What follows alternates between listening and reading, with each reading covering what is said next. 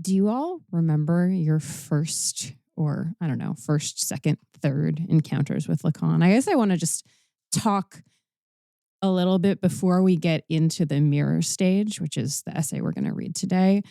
Well, read, discuss, etc. Lacan is this sort of fearsome figure for so many people because his writing is so dense. And I wanted to just see if we can do a little almost reassurance here. As to the density? Just the sort of like, it's not you, it's Lacan. I mean, it probably helps to know that he didn't actually write any of this down, right?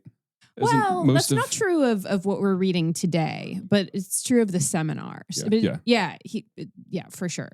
And the seminars in particular, it's not just that he didn't necessarily write them down. It's that the things that we have from the seminars were written down by multiple other people in the audience, many of whom heard diametrically opposite things and who have different recordings of what they heard that are controlled by different libraries and estates and factions in like Lacanian in the Lacanian universe, in the expanded Lacanian universe. It sounds to me like there's a material way in which the Lacan that we have and grapple with today is not actually Lacan, but like some kind of homogeny of his listeners. Something like that. Yeah.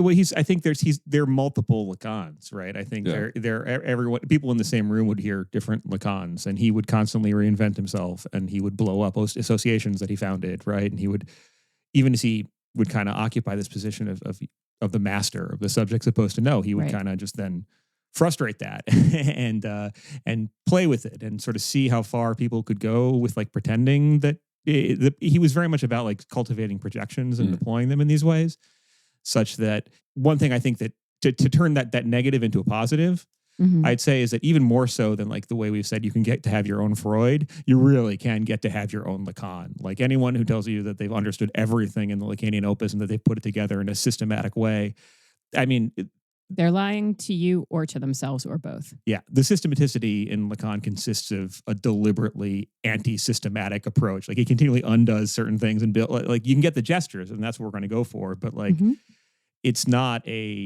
much as the guy practiced what he preached, or at least instantiated what he preached, insofar as that his legacy as what Mikkel Borch-Jacobson has called the absolute master is impossible to master for anybody. And that's kind of the point. Not that people can't spend their entire lives, either getting trapped in it or finding useful things in his work. But it's interesting because the three of us have talked a lot about the sort of, to the extent that a podcast has a mission, this one involves a certain amount of like demystification of taking things that are often, esoteric or gate kept. Is that a word? Gate kept? Yeah. Is that the past tense of? Yeah. Okay. And saying like, no. Let's open up some access to these things without you having to spend all of your time doing it. Yeah. And yet, I would say that Lacan has been a significant influence for everybody in this room. Probably in that sort of both despite and because of the amount of mystification and frustration that is involved. And that's why I wanted to ask, like, what was your actual encounter? Because I'll tell you mine. In college, I studied a lot of, I guess, what you might call French theory. And I had some very wise professors who were like, one in particular who was like, we always give you the primary text. And in this case, it's just not worth it. Okay. Like if you go to grad school, like go ahead and study Lacan. But right now I just want you to get the key concepts. And they assigned us, some really good commentaries.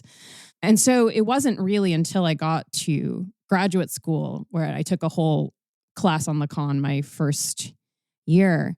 And I was livid.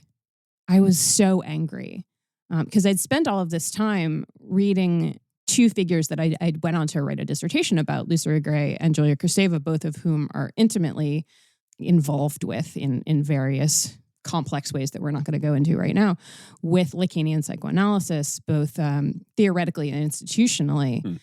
And then I was suddenly reading the seminars, and I was living in this literally 200 square foot studio apartment. And I remember having a copy of Écrit for the first time, and also a couple of copies of some of the seminars, and throwing the books across the room. And it was that same year when I was rereading Kierkegaard's Fear and Trembling, and he has this line that I'm going to completely misquote, but It's something about how he's spent all of this time reading Hegel, and he's come to realize that if he doesn't understand everything in Hegel, the fault lies not with him, but perhaps with Hegel. Yeah. And like, it's not exactly, I found that enormously comforting. And it's not exactly the same dynamic that we're seeing here, because as Patrick has pointed out already, I think Lacan knows what he is doing in terms of being frustrating.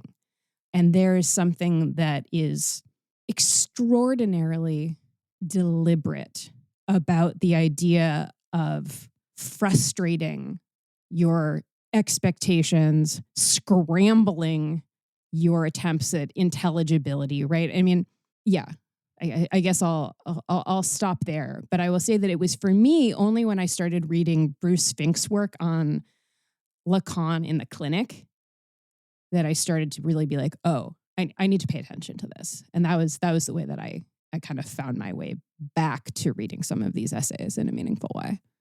I don't think I ever threw his books across the room. I use an e-reader, and that would be very expensive. Oh yeah. Yeah. But I remember trying to read at the time. I was pronouncing it crits. I remember trying to read it and getting very frustrated and realizing that I need to learn how this guy speaks, and being delighted to find you can go on YouTube and find lectures of his. Filmed by the French government, broadcast on TV in like the 70s or something like that. He had a TV show. Yeah.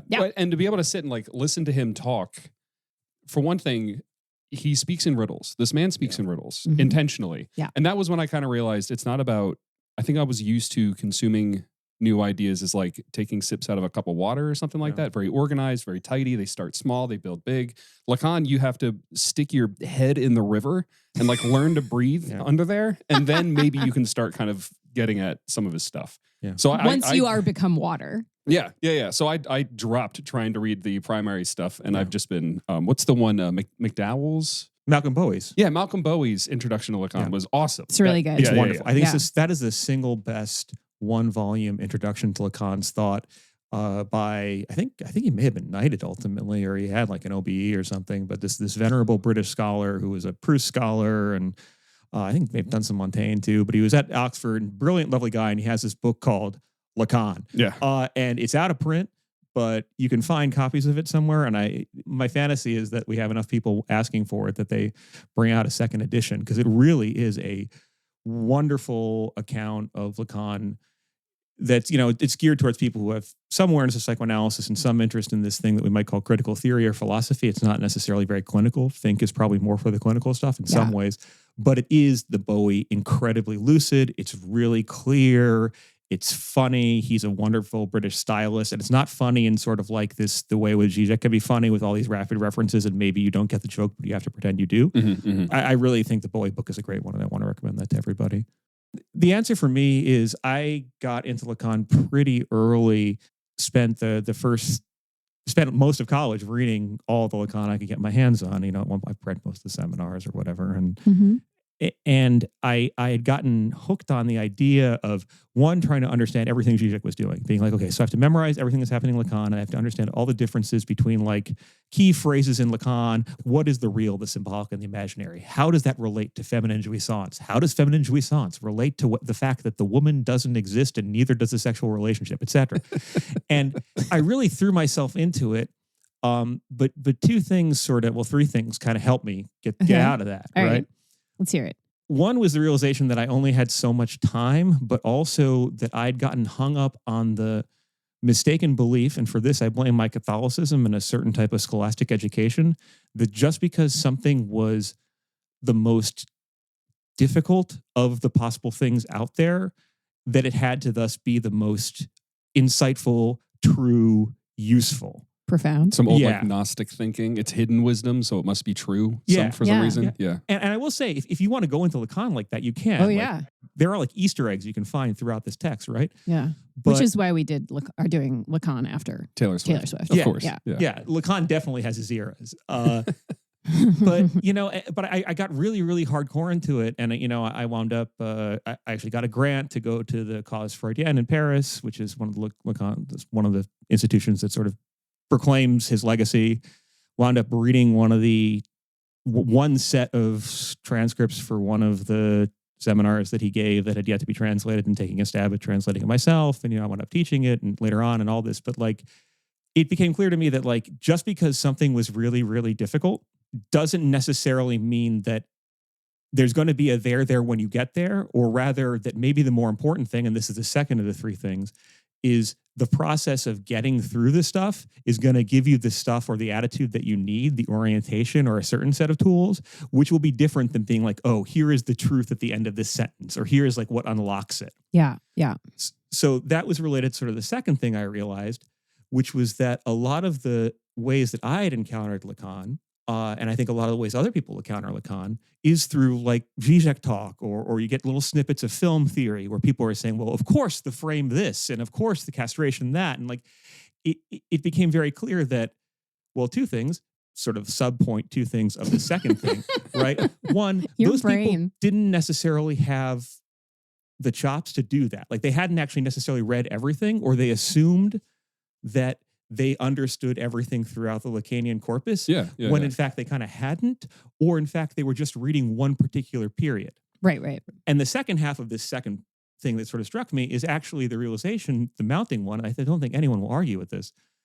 It's that a lot of the different terms, concepts, models of development, philosophical axioms, whatever you want to talk about, like whatever you want to call the things that Lacan produces over the years, they're actually not meant to cohere together into a clear system, right? In some ways, it's much more about the movement between the things. Energistic. It's fundamentally dialectical.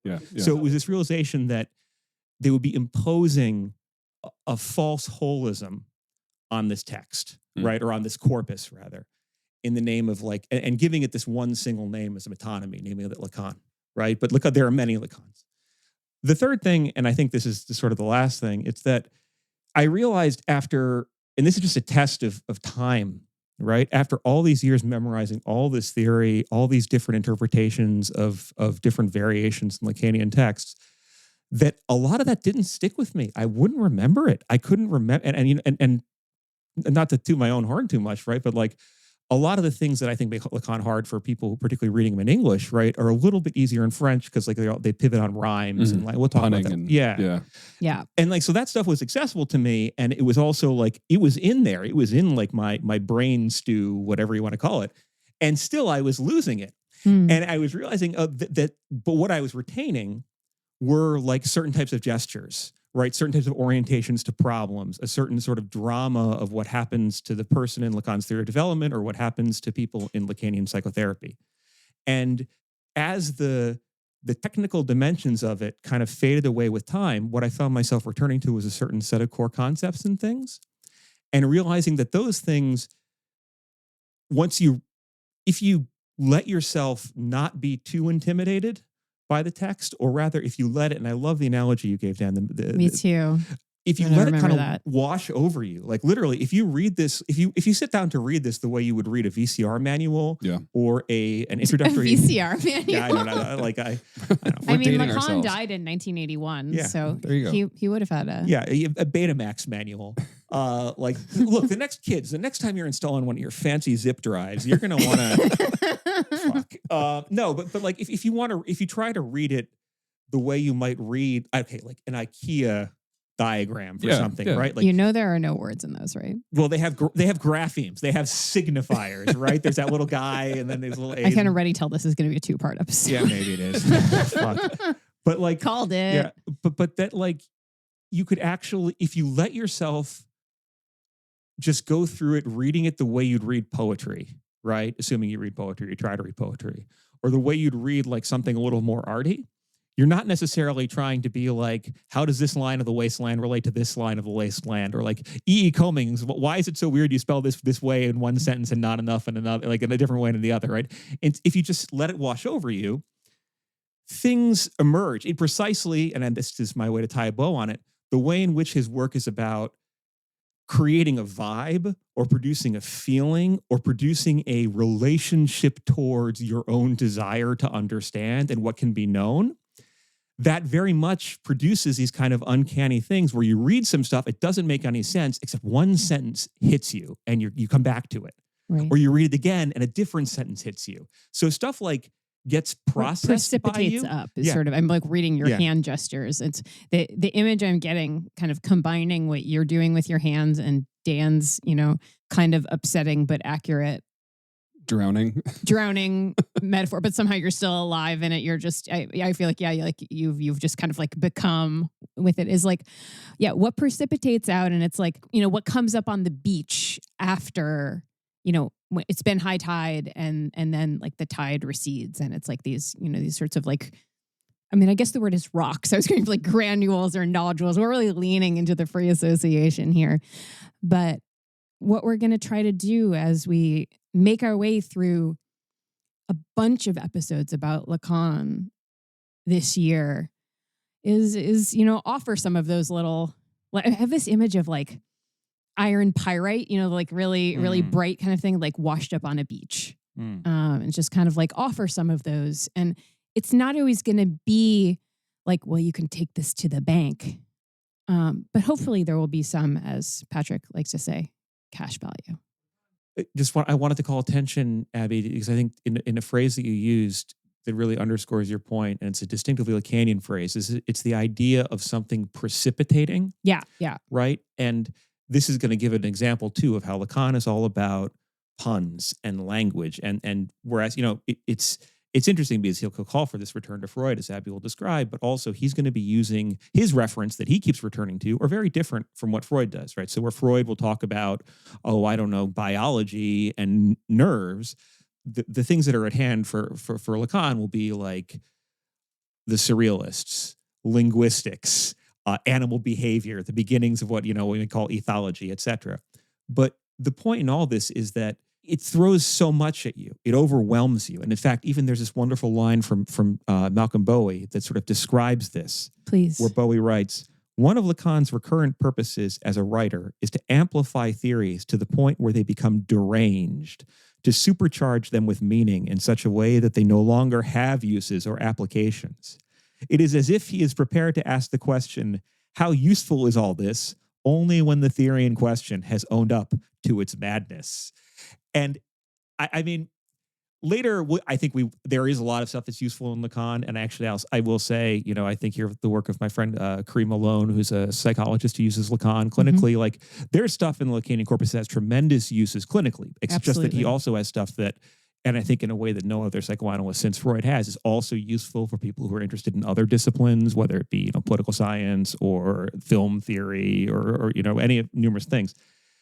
But I think the idea here, though, that we want to thematize is that if you're going into this looking for something very specific, you're probably not going to get it. And if you're going into it assuming you know what you're going to get the opposite, or you're going to wind up getting very frustrated. Instead, you kind of have to go into it and see what falls out or shakes out. And the phrase that Lacan uses, bearing in mind this full of the punning, the references, etc., is this idea of precipitate. Right? And this is a word that in English and French has many of the same meanings, right? But a precipitate can mean first, like I could precipitate your going to the store by stealing all the toilet paper. It could just mean I cause something, right? You have none of this stuff, now you have to go out and get it. Precipitation could also be rain, right? Stuff that literally comes out of the sky. Precipitate can also mean, in the chemical sense, right, in the specific discipline of chemistry, it's when you get a whole bunch of things in, what do they call them, like a colloidal suspension, right? A bunch of things are put together in a mixture, you shake it up, and then some stuff falls out to the bottom. Yeah, that's the image that I was trying to go for before. That's the precipitate, yeah, right? And then the final sense of it consists of like using the word as an adjective. With precipitous haste, or the idea of speed and kind of like a decisive movement that produces something that may be disastrous, but in any event comes from the doing. And all these different senses, right? I think these ideas of these very overdetermined uses of this word, but also this entire idea of like a deliverable that's going to come from something, but you don't know what it is. And you're going to be anxious about it. You're going to feel weird about it and see what trickles out. That's, I think, the way to approach Lacan. And what I think we want to do in some of these episodes is to give people a chance to both approach Lacan in a way that's not intimidating, to develop their own Lacan and to see what precipitates out in ways that actually can be very clarifying and useful, because it's precisely by, well, we might say estranging, or he might say alienating, which is a very uniquely Lacanian way. Freud doesn't talk about things as being alienating. But by alienating things that are given to us, stuff's going to shake out.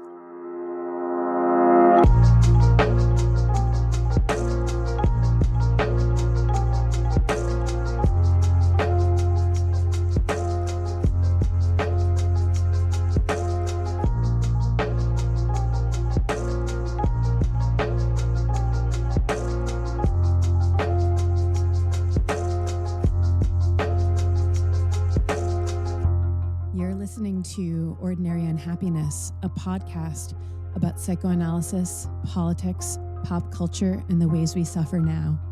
I'm Abby Kluchin. I'm Patrick Blanchfield.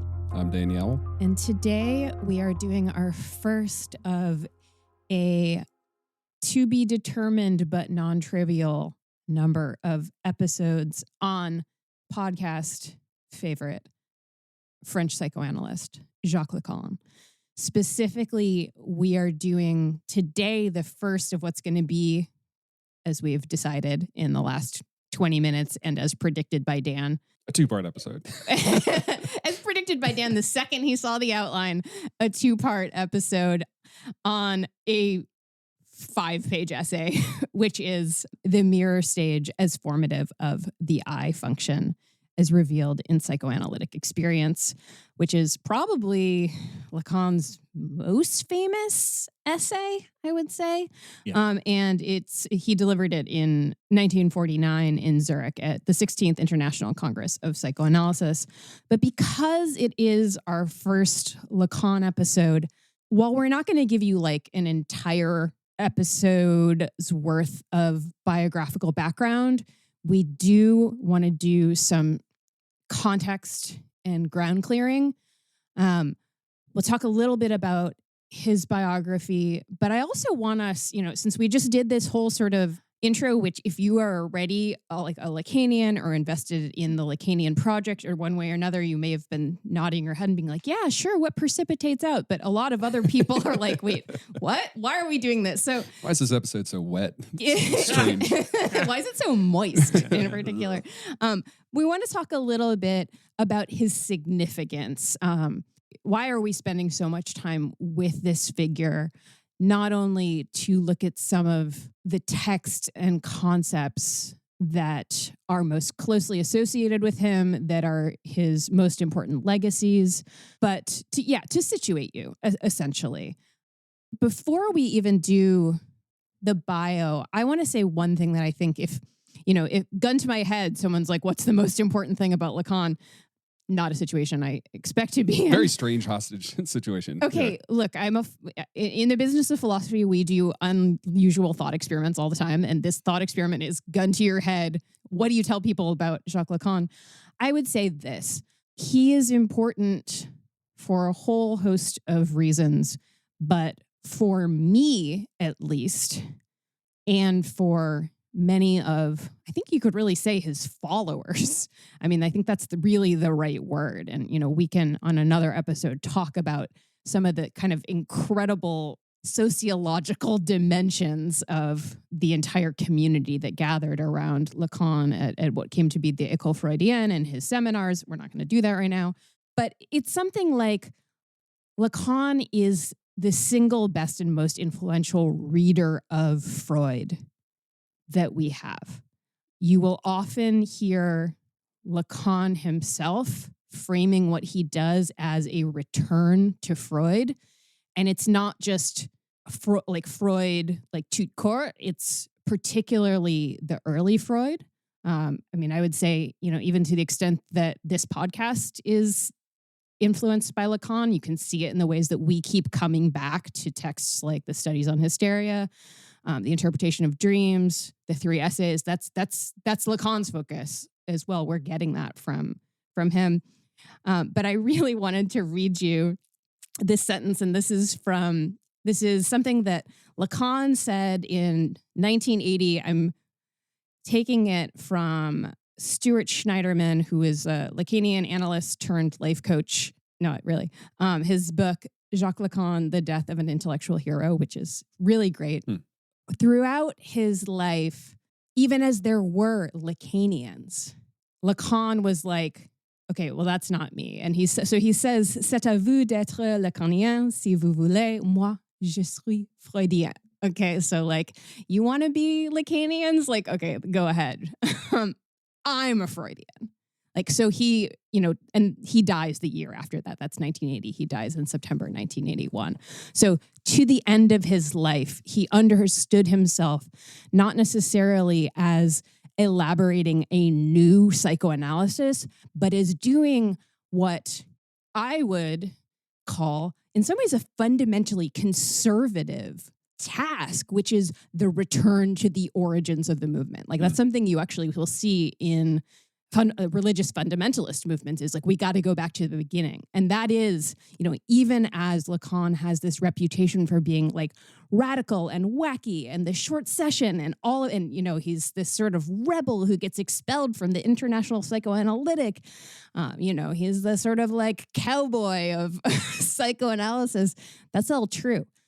But there is also this thing that is, let's go back to the text. And let's go back in particular to this early set of texts.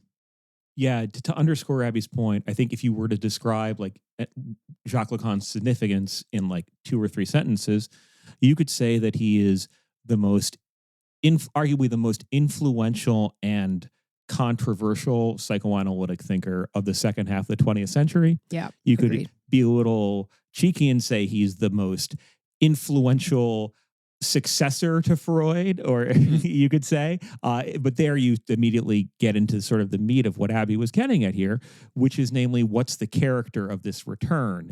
And I think the return to Freud, right? And clearly it's not the return to Freud in the way that, well, there's an old Borges story about a guy who sets out to rewrite the Quixote, but from scratch. And his whole idea is that his name is Pierre Menard, and he's going to rewrite Cervantes' Don Quixote, but he's going to do it without copying the book. He's just going to literally get himself into the headspace where he's going to write an identical volume to Don Quixote, and everyone will be like, "Wow, this is an amazing book by Pierre Menard." Pierre Menard, author of Don Quixote, of Cervantes' Quixote. Yeah. It's clearly not that, right? Not least because Lacan is going to center disciplines or objects or concepts that were not very close to Freud. Like, for example, he's going to talk a lot about language and linguistics. Mm-hmm. He's also not very interested in like the literal, say, biological dimensions of the human body in some ways, or at least as far as like literal organs are concerned. So, for example, when he talks about castration, he's going to be talking about it in a very different way than, say, Freud would be in the 3 essays on sexuality. A different register. That's one way of thinking it, yeah.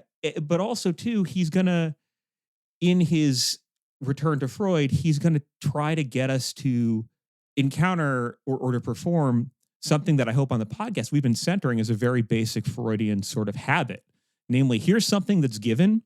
Let's really sit with it for a little and see what it means and how it comes about and how our desires like for it to be something affect the stories we tell about how it came to be, right? It's very much a work of estrangement, of rendering uncanny, and also, to use another sort of word that's not a Freudian word, but that is a very Lacanian word, he's a theorist of alienation. Yeah. And in all these ways, then, he allows us to return to some of the things that, were in Freud and that may have made Freud very controversial and such a master of suspicion or a Copernican thinker, right, in a revolutionary sense in the end of the 19th century and the beginning of the 20th.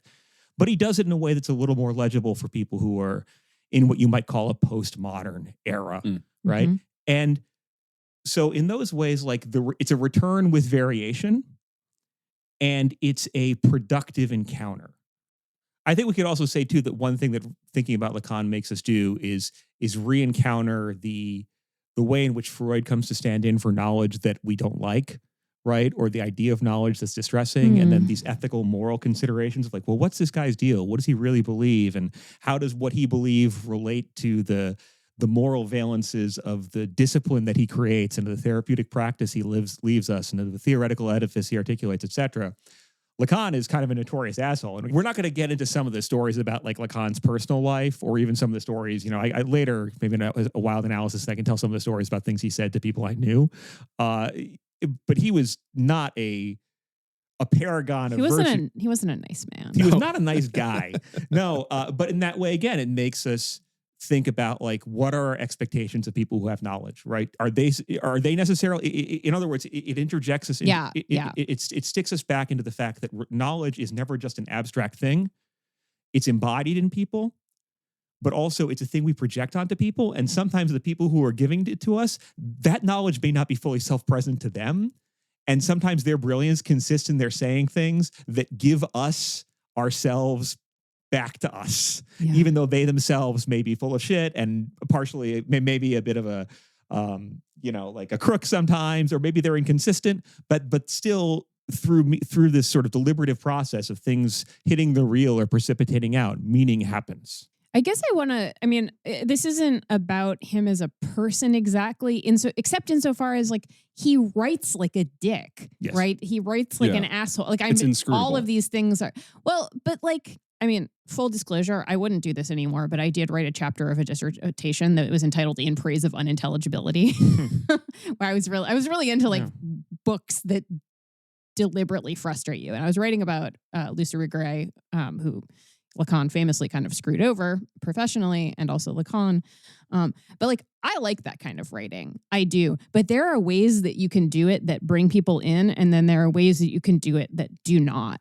And also some of Lacan's most famous clinical interventions, like the idea of the short session, which has, it's interesting, right? In terms of like the idea that if you're in a 50-minute hour, not consciously, but you're probably going to save almost all of the best stuff for like the minutes 48, 49, and 50. Yep. And so, Lacan was attempting to intervene in that, or at least that's the theory, by saying like, well, this could end at any time. It's, it's a direct, it's an attempt to sort of short circuit some of the defenses of the ego and to get at the unconscious in some more direct ways.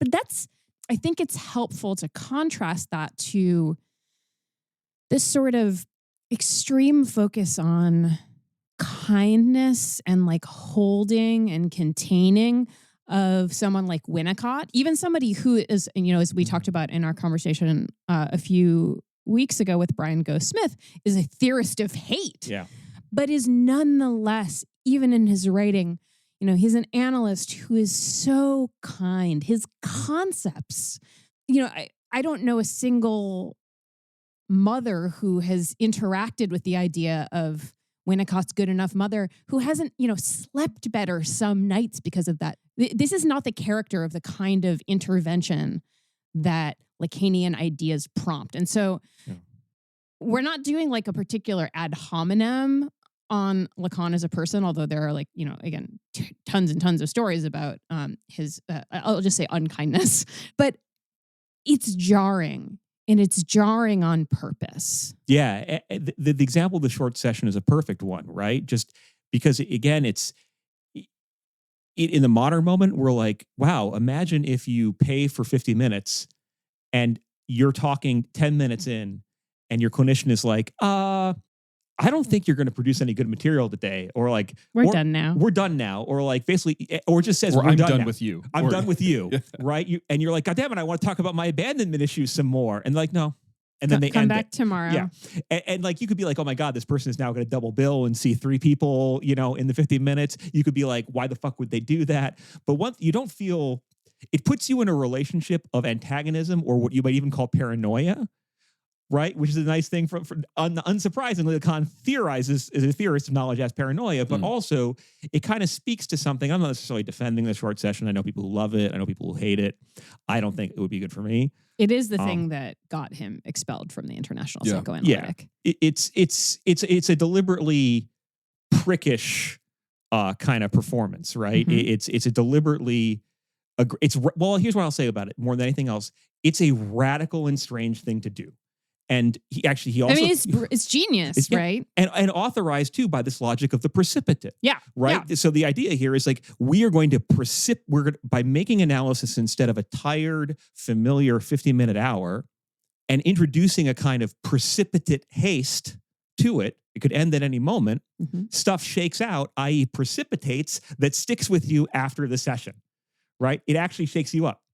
You could see how, and to us now, that's like, well, that goes against a more like caring type of containing therapy, right? Yeah. And it could even go against Winnicott and his era, right? And Winnicott, by the way, who cited Lacan, though his vision, his vision of the mirror stage is quite different. As is, and this is another reason why I think we're going to be reading Lacan and why Lacan is relevant for us. Tons of people cite Lacan, like from Winnicott to Fanon, right? To Kristeva and Irigaray and all these other figures, right? But at the time Lacan was writing, his interventions were also very much about contending with and unseating what he saw as schools of thought and practices of therapy that had de-radicalized Freud, right? Yeah, and hence the need for the return exactly to the radicality. And so Freud. they may not have been, say, giving us like the repeated familiar. You get so comfortable you no longer feel any stakes to it 50-minute hour with someone who basically says, and how do you feel? And like, I hope you have a good weekend, right? It's not the same thing for him then, but his targets, namely the Kleinians and ego psychologists, both of whom we'll talk about later in the context of this essay, he sees them as having produced practices and theories that are equally just formal, that are equally about vindicating a theory over and against certain other sort of like claims of illness, of suffering, of transformation, whatever. But the idea there is through things like through the short session or through things like making you talk about lack so much, he is going to return you to what he sees as being radical. The character of the return to Freud is simultaneously a polemical claim against contemporary visions of what therapy should be or could only be. Mm-hmm. And it's also an attempt to return to what made the beginning enterprise of therapy with Freud so important to begin with. As somebody that's been reading around Lacan for the last couple of years, and I feel like I'm at the stage of I'm beginning to understand the things that I don't understand. Like not understand the things, but I kind of am able to see what I don't know in Lacan. Yeah. So I'm really excited about the series. So anybody out there that's listening that is a little lost right now, I'm right there with you. So far we know Lacan kind of a prick.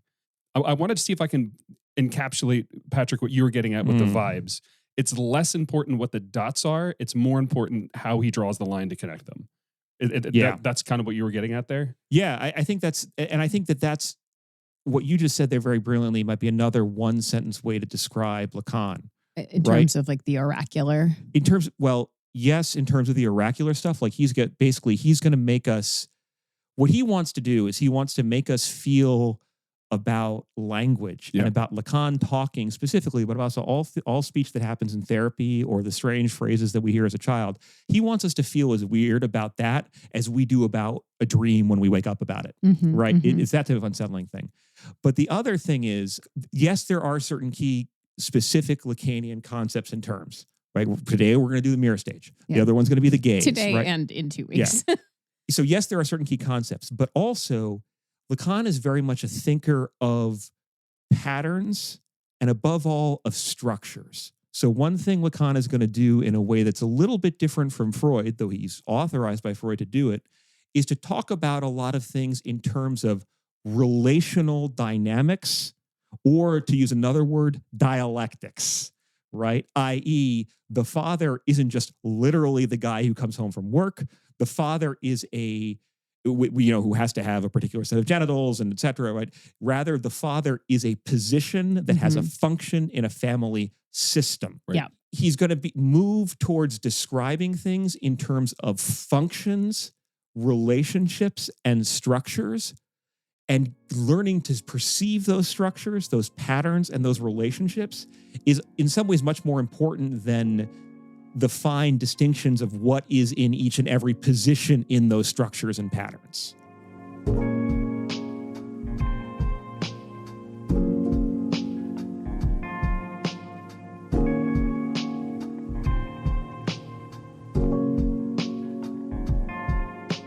So even though I feel like This is like very us to be like, well, it's, I don't know, half an hour, 45 minutes into this episode. We're finally going to tell you a few biographical details of the person we have just been discussing. Yeah. I mean, I think it actually speaks to the fact that both you and I, Patrick, like dislike systematicity in a certain way, that we vibe with Lacan in different but not unrelated ways. But I'm going to suggest that against all inclination, we take our head out of the like Lacanian river that, or I don't know, whatever body of water it was that Dan, we take a breath, we return to the air, and we say a few words about Lacan's biography and a little bit about his philosophical legacy. Yeah. So this is going to take 2 minutes because I would like us to talk about Elizabeth Roudanesco's biography at some other point. Yeah. But again, this is just a teaser. Which is enormous. Right. So, yeah. So, he's born to a Parisian family in 1901. They're fairly well-to-do. A kind of interesting data point here is that his brother, I believe his younger brother, goes on to become a monk. Yeah. And so there's this relationship to Catholicism in the family that's kind of interesting. Lacan himself will continue, and this is probably part of the reason why, again, like calling back to why I was into him, because he's very much like a hermeneutic, kind of like get into these books and these weird bits of Latin and all these different things, right? But that like he's not a believing Catholic for sure. And actually, Abby, onto the point of like him being a huge prick, my single favorite line in Lacan, which I think maybe some people will laugh on this, and maybe, but also, there's some element of like national humor. You can never know what the other is, how the other is going to respond. But Lacan's the type of guy who at some point will be, I forget which seminar it is, but then he mentions, he's talking about Christian themes, whatever, but it's all kind of implicit. And then in some ways like, well, now I suppose we must finally turn to Jesus Christ, since he is, after all, a fairly significant figure. The chutzpah of like, this Christ guy, right? It's kind of amazing. I mean, you're like attributing to Lacan messianic Christ-like delusions to himself at that point seems almost insufficient. Yeah. Right. But so, yeah. Well, he's the second coming of Freud. Yeah, he's the second coming of Freud. Look, he studies. What makes Lacan interesting, right? He goes into medical school and studies. In his first case, which we'll talk about some other time, he actually doesn't have that many case histories that we have that much access to. But his early stuff is very much interested. His early thesis, etc. He's very interested in like family systems and the family complex, which is a lovely little essay that's actually not very hard. I recommend to people. But also, his thesis is very much about. It's on psychosis and a criminally insane woman, right?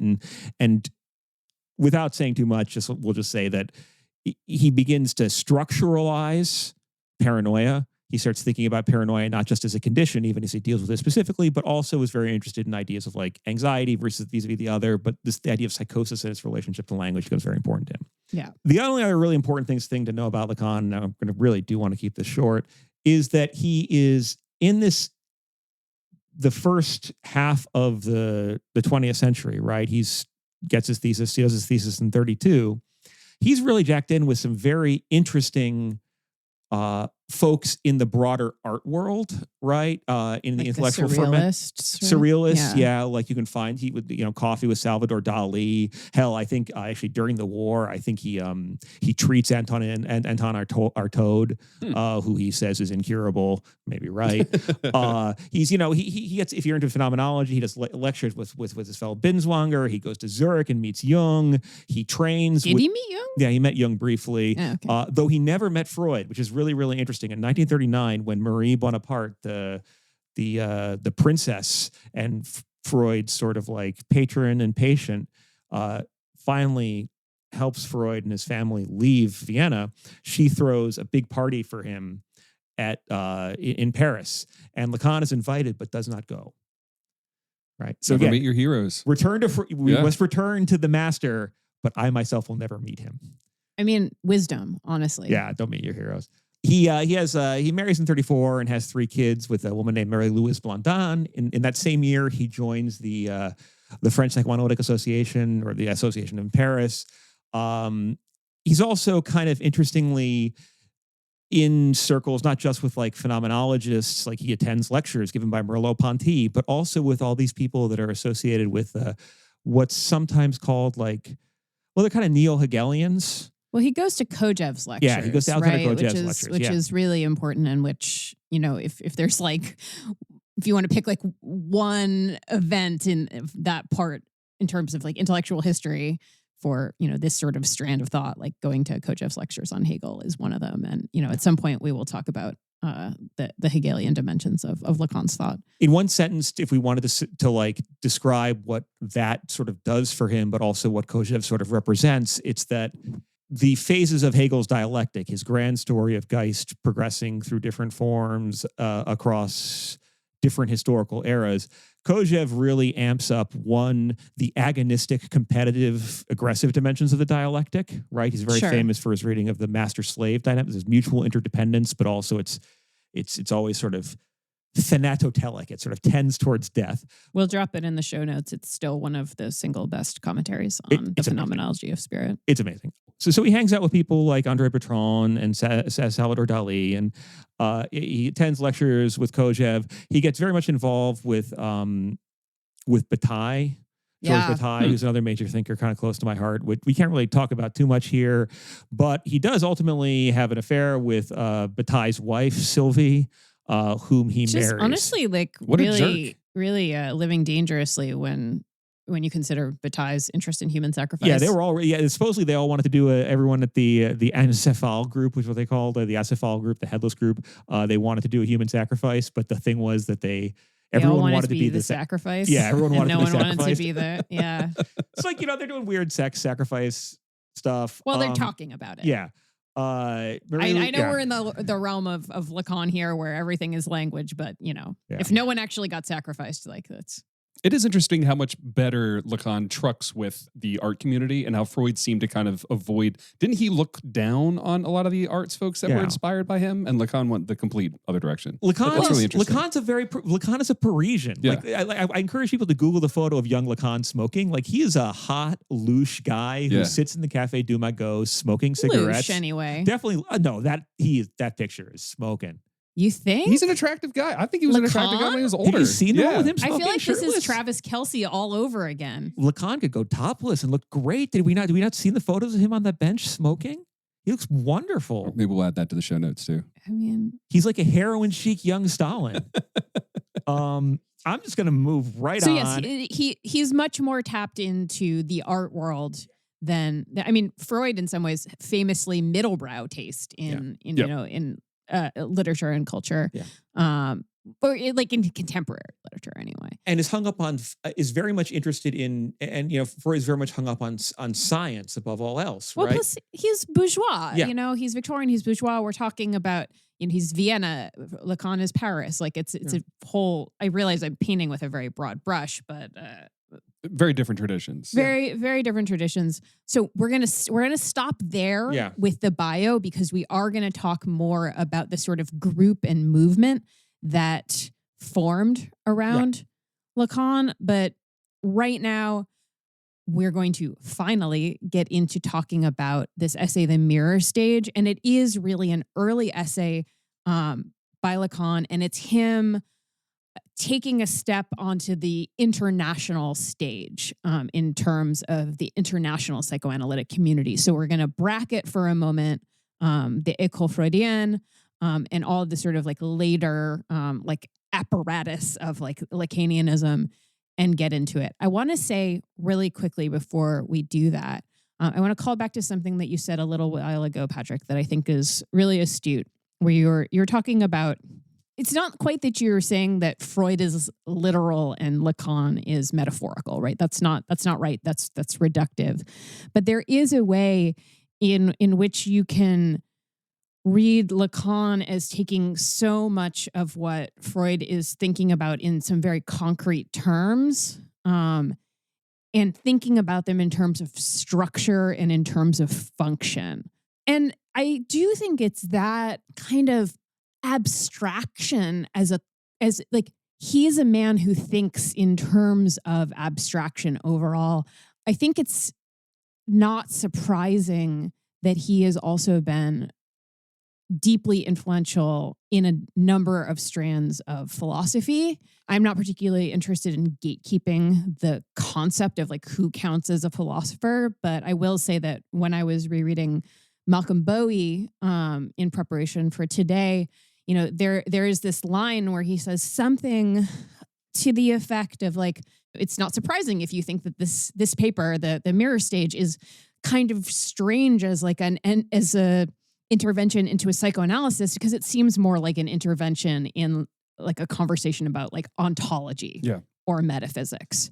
And I think that most American listeners who have run into Lacan have probably done so via Zizek. I think, but there are lots of reasons why thinkers like Zizek like Lacan. And there's a lot of reasons why thinkers in the humanities like Lacan, not least of which that, well, he's actually engaging with all sorts of different disciplines and things. He's talking about language. His tastes aren't those of, well, the rather middlebrow Freud, right? He'll interface with texts that, he has an entire seminar about James Joyce, right?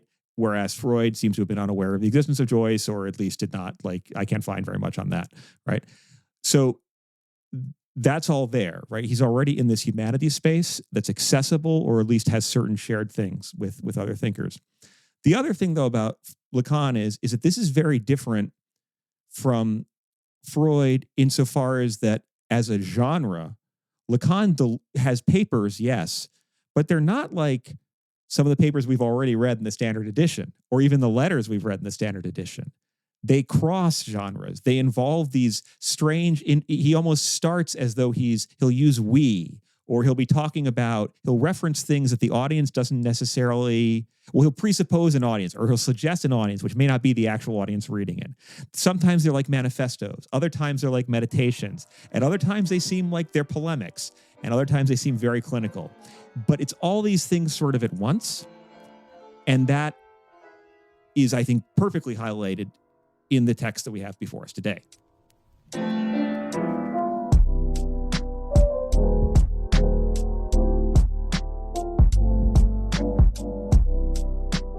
All right, you ready to get into it? It's Lacan time, baby. All right, we're going to do it. Let's do it. We could talk a lot about background for this paper specifically. Let's just say two things. One, the translation that we're using is the more recent translation. Yeah. That's by Bruce Fink. So if you've got the older one, I think it's Kahn's translation, that will not be quite as helpful as this one if you want to follow along. Yeah, we're Bruce Fink fans on this show, both of this translation and also of many of his books. Very, very helpful in getting to understand Lacan. Two, in terms of background for this paper, it's important to point out that this was given in basically two versions. Mm-hmm. One in 1936 at the International Psychoanalytic Association conference, I think in Marienbad. Yes, it was in Marienbad. And, we can talk more about what was going on in the IPA and the reaction to it, but we're going to set that entirely aside till a future episode where we get more in depth into Lacan and psychoanalysis in France and the international psychoanalytic sort of history. Yeah. But suffice it to say that after the war, in 1949, he gives a revised version of this paper in Zurich at the 16th International Congress of Psychoanalysts. Which is what we are reading today. Yes. And where I'd like us to start, actually, is to do something that I think is a good exercise for any psychoanalytic paper, but look at the title of this specifically. Absolutely. What's the title in English? In English, it is The Mirror Stage as Formative of the I Function as Revealed in Psychoanalytic Experience. Do we kind of notice anything about this title right from the get-go? Does anything kind of leap out to us? It feels like mathy to me. Formative function, like every word stacking on top of every other. It feels intentional. And even I in the Fink is italicized. So It looks like a variable. Mm-hmm. Yeah, absolutely. I mean, I think the thing that stands out here is just the concept of the I as a function built into the title. So this is already something to point to here, right? If you look at like books of Freud's that are translated or articles of Freud's that are translated, oftentimes they have titles like The Ego and the Id, Mourning and Melancholia. In other words, processes or disorders and psychic agencies. like entities that are kind of, to use a fancy word, reified, which is to say thingified. They have a certain substantial character. Mm-hmm. Here, what Lacan is highlighting is a functional character, right? Which suggests, one, this language of mathematics, and he definitely is going to play a lot with math, like sort of metaphors here. Mm-hmm. But it also suggests the way in which whatever this thing is that we call an I is not a given static entity, but is rather something that is dynamically produced and presumably has to be produced in an ongoing kind of way. It's also key to point to the fact that that second half of the title, as revealed in psychoanalytic experience. Mm-hmm. Do we have any thoughts on this? Are we doing like a new criticism thing where I can only look at the title, or can I relate it to the rest of the text, or no? Your call. You're do it running with the this title for exercise. first. Yeah, do it for the title first. Oh, okay. It sounds like it's going to be pretty clinical. That's what I would say. And maybe I'm a little bit cheating here because it's not especially clinical, is what I kind of want to point out. But yeah, it seems like, and I'm especially thinking about a remark that Jonathan Lear makes about Freud in his really excellent Intro to Freud, which is just called Freud, where he is making a case that you should really read the clinical material, and you can kind of like let the later putting psychoanalysis on a couch stuff, go. We obviously don't necessarily agree with that. It's not the position of this podcast, but there is this line from Jonathan Lear where he's like, Freud was listening to people in pain, and psychoanalysis emerged from that. And that's actually true when you read the Freudian corpus. And I think the thing that's interesting here is it seems like we are going to get into something that is about Lacan's clinical experience. And spoiler, it is not. Yeah, we're only going to get a couple allusions to it in this paper. And I think this is also helpful for us to engage a moment in a callback to, like, remember we sort of divided like psychoanalytic thought more broadly and sort of Freud's writings in terms of genre as kind of encompassing or spanning like what we called three baskets. Right? The baskets of the clinical stuff, namely what happens in therapy. How do you do therapy? What's like this case study? What's good technique? Then there's what we've called metapsychological, which is like, well, what are these psychic agencies? Do we want to think about them as an ego, superego, id? Do we want to talk about them as functions or structures? Whatever. Essentially, it's working from the clinical data to arrive at models of mind. And of course, going back and forth between those. Yes. And then the third one is sort of like the applied psychoanalysis bucket. And that allows us to draw in either to use psychoanalytic concepts to talk about literary texts or history in a sort of one-to-one way, or to kind of use them as analogies or metaphors, or in any event to tie together these complicated ways in which psychoanalysis is like a universal science of the radically particular singular individual, right? It's paradoxical, Sure. but that's what's going on here. Now, Lacan, in this title, as it's presented, at least in English, seems to be suggesting, one, we're going to talk about this thing called the I as a function, as having a formative, that is creative, or at least a shape-influencing role, and as being revealed in what he describes as a psychoanalytic experience. Those latter two words, right? It's not in clinical sessions, Right. or in our experience as clinical psychoanalysts. It's instead the psychoanalytic experience. Yeah. I think that's I'm just nodding enthusiastically at you, because I think there's a sort of expansion of what that category even means that's at work here. Yeah, and he seems to be, in some ways, it's one aspect of it, and it's worth saying here for those of you who are interested in such things that Lacan has a lot of quote-unquote phenomenological aspects, right? And phenomenology is broadly speaking, if we want to name it in this terms that are most relevant here, it's a school of thought associated with 20th century French and largely Austrian, German writers, philosophers who are talking about the ways in which things appear. It's an attempt to Husserl, Heidegger, Merleau-Ponty. Yeah, exactly. It's a way to basically, you bracket questions about what is or isn't existence, right? You bracket ontology. We're not going to talk about like essences or Plato's chairs, right? We're going to do what Husserl calls a bracketing exercise. And instead, we're going to develop a very exquisite vocabulary for describing how things come to us in perception and try and find some vocabulary for describing the operations of perceptions across persons. Yes, right? That's what I was going to say, but not in a sort of just purely idiosyncratic way, in search of like universal structures. Exactly. Which is like, I don't know that I feel like the entire episode has been like, we're going to talk about this, but not yet. We're doing this whole like revealing, concealing sort of thing. But there is this part of that where something we might talk about at some point is the scholarly discussion, which you, listener, may find fascinating or incredibly boring. That's up to you, about whether or not Lacan is a structuralist or a post-structuralist. But the ways in which there is this sort of interest in universal features of human consciousness, I would think would argue towards the structuralist argument. And we should say, too, that the notion of doing phenomenological thinking, namely kind of like looking at things at really intensely bringing to bear experience and trying to pare away unnecessary aspects or like distracting aspects, right? As like not just like a meditative exercise, but like a meditative philosophical exercise is a venerable one. Oh, yeah. I mean, Husserl's, one of his most important books is called The Cartesian Meditations. Exactly. Right? And some of us may remember, if you've read Descartes, this scene where Descartes gets a ball of wax from a candle. And he's like, how does this feel? How does this melt? How do I know what this is? Right. And then he starts asking questions like, how do I know when the candle just becomes, when does the candle stop being a candle? When does it just become like a puddle of sticky stuff, right? It's phenomenology. It's an orientation towards this is perception. The part where my students get really irritated. Yeah, they hate that shit. Throw the book across the room. An emerging theme today. Yeah, like you with Lacan. But in any event, right, this idea of the psychoanalytic experience here is not necessarily the clinical experience. It's about like a psychoanalytic orientation to thinking about experience. And the people that he positions as an audience are people who are psychoanalysts, but who are not just thinking about clinical things or even metapsychological things, but are also sort of thinking in this certain philosophical term that might be a little alien to Freud. Yeah, I think that's right. And I mean, you might think that we're making too much of this seemingly simple term, psychoanalytic experience. And maybe we are. That's possible. I'll entertain it.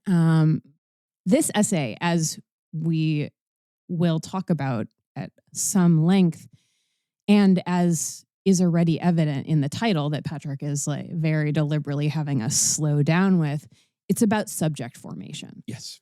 So if you want to think about one way to understand the sort of like resituating of what is proper to this idea of psychoanalytic experience, you might think that for Lacan, we are in the realm of psychoanalysis whenever we are talking about the formation of the self. And that is, in so many ways, what this essay is about. It is about the formation of the self. It is about the formation of the self as always already other to itself, even at the moment when it perceives itself to be whole. And we should say here, too, note that this way of thinking is different from the Freudian one. We've already used this term, subject, right? And subject can mean a lot of different things. Mm-hmm. Now, what's at stake here is much more difficult because, one, he's talking about like the subject, yes, as like the subject of experience, but also the subject as in like the person as a arena of speculation or a participant in psychoanalytic therapy, but also the subject as like it's the subject of language, the subject of a social order, an ideological order, which is later where people will go with this. But the idea here ultimately is how the subject isn't given. The subject is made functionally. Right. So the second thing I kind of want to say here too, and this is warranted vis-a-vis the title, as you'll see in a second, but also is a very helpful way for us to think about reading Lacan specifically, but also any psychoanalyst in terms of their communications to the public or to their colleagues, in addresses and papers and case conferences, whatever, which is to ask the question, how does this constitute an audience, right? Its audience. Who is it addressed to? Who is it speaking from? I.e., it's not just a paper by Lacan. Lacan is going to put himself as representing something, and he's going to put his audience as representing something. More specifically, remember, there was an audience in 1939 at this paper, or in 1936, and now in 1949, it's a different audience. Yep.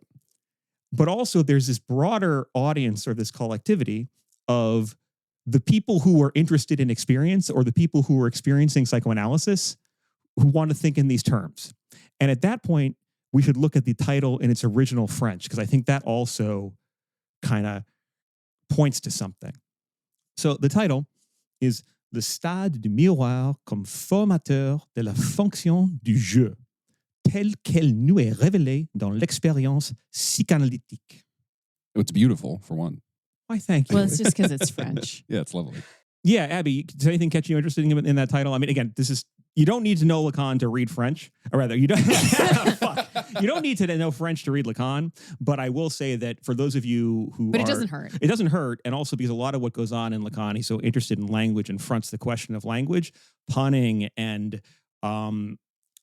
the multiple senses of words is very much part of what's going on. Yeah, and I mean, yeah. in French, pun is jeu de mots, like literally like play on words, and So again, not trying to be gatekeepy at all with respect to it, but it's more that so many of the things that Patrick was talking about as like precipitating out do so out of specific puns, often that are homophones in French. So we're going to bring those up when that is the case.